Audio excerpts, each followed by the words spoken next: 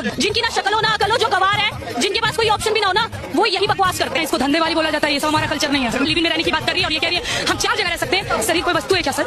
ये कोई वस्तु है क्या? आप इस्तेमाल करो फिर इस बात को। और लिविंग में रहना क्या गलत है भैया?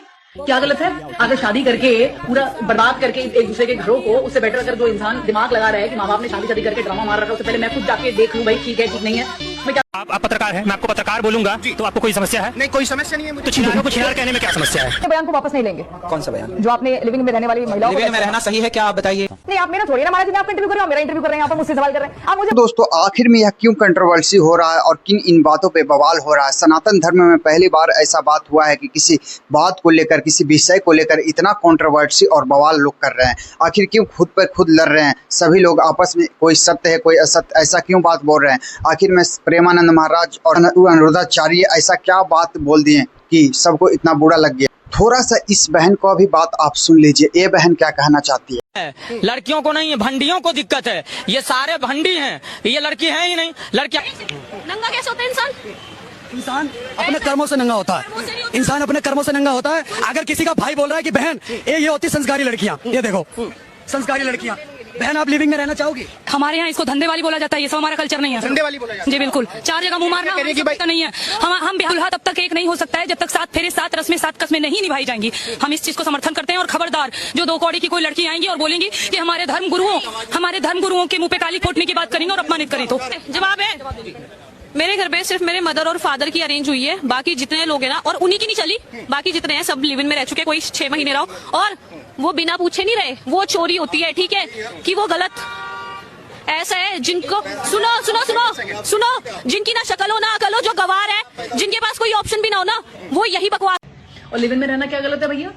क्या गलत है? अरे लिविंग का ये जो कुत्ते बिल्ली होते हैं गली में घूम रहे हैं, ये इन बहनों के तो सुन चुके हैं बात क्या क्या बोली। अब हम इन भाइयों साहब को भी जरा बात सुन लेते हैं और थोड़ा गौर फरमाते हैं कि इनकी बात में कितना दम है और कितना सही है। तो चलिए सुनते हैं। आप पत्रकार हैं, मैं आपको पत्रकार बोलूंगा तो आपको कोई समस्या है? नहीं, कोई समस्या नहीं है मुझे। तो छिनारों को छिनार कहने में क्या समस्या है? अगर मान लीजिए अगर आप नहीं हो, आपको बुरा नहीं लगेगा, और आप हो तो आपको तो मिर्ची लगेगी। अब जिसको मिर्ची लग रही है अब वो समझ ले वो छिनार है।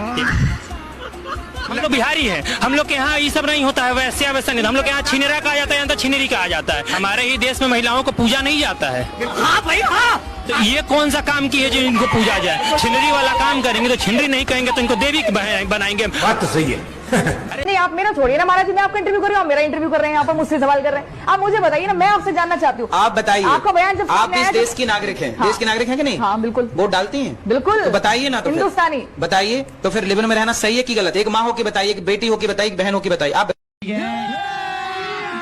अभी मजा आएगा ना भिड़ो। बताइए महाराज जी, मेरा बयान मत लीजिए, आप मुझे मत पहले बताइए। आप, मैं आपका इंटरव्यू करने आई हूँ, है रिपब्लिक का माइक आप हाथ में लेके मेरे से ही सवाल कर रहे हैं। आप मुझे मेरे सवाल का जवाब दीजिए ना। दीजिए, किस लिविंग में रहना सही है कि गलत है? देखो, मैंने तो अपने परिवार में देखा नहीं कल्चर। मतलब गलत मानती हूँ। बड़े बड़े चैनल पे जो दिखा रहा है उनकी बात को तोड़ मोड़ कर दिखा रहा है। मैंने उनके बहुत अच्छे से आधा घंटा तक उनकी बात को सुना हूँ। देखिए, ऐसा अच्छा संत है, ये अगर कभी चले जाएगा ना इस दुनिया से, ऐसा संत कभी नहीं मिलेगा। सही बता रहा हूँ मैं, सनातनी के लिए ये अपनी जान को निछावर कर दिया, सनातन की धर्म के लिए अपने जान माल वक्त सब लगा दिया। और ऐसा इंसान के बारे में ऐसा टिप्पणी।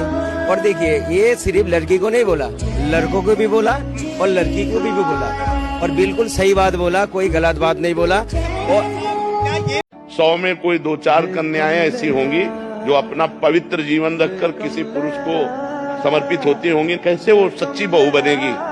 जो 4 लड़कों से मिल चुकी वो सच्ची बहू बनेगी? जो 4 लड़कियों से मिल चुका वो सच्चा पति बन पाएगा?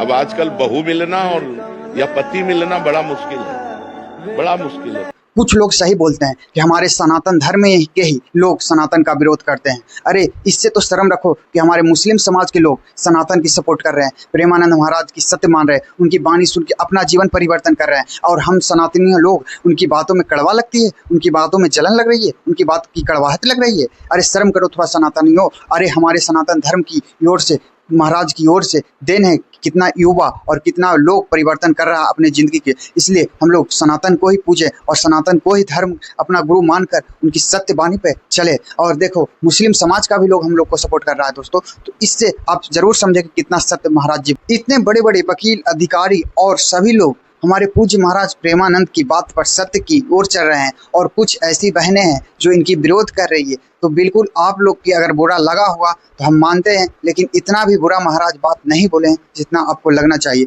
और ये सत्य बात है, सत्य बात कड़वा होता ही है बहनों।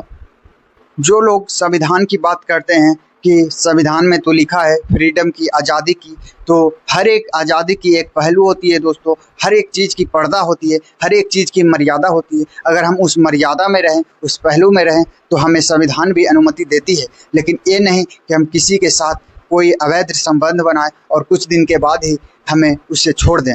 तो अलग अलग विचारधाराओं पे अलग अलग बात होती है दोस्तों, इसलिए आप लोग बिल्कुल यह बात नहीं लें कि इस बात में ही। अगर इस वीडियो में किसी को हमारी बात को बुरा लगा हो या किसी को अच्छा नहीं लगा हो तो हम आपसे माफ़ी मांगना चाहते हैं, लेकिन सत्य बात है जो हम इस वीडियो में रखे हैं और ऐसे ही रखते रहेंगे। तो अगर आपको कोई अवैध बात भी लगा होगा तो उसके लिए हम माफ़ी मांगना चाहते हैं दोस्तों। और सभी लोग को नमस्ते, प्रणाम। जिसको अच्छा लगा होगा वो वीडियो को लाइक ज़रूर कीजिएगा। धन्यवाद दोस्तों, आज के लिए इतना ही।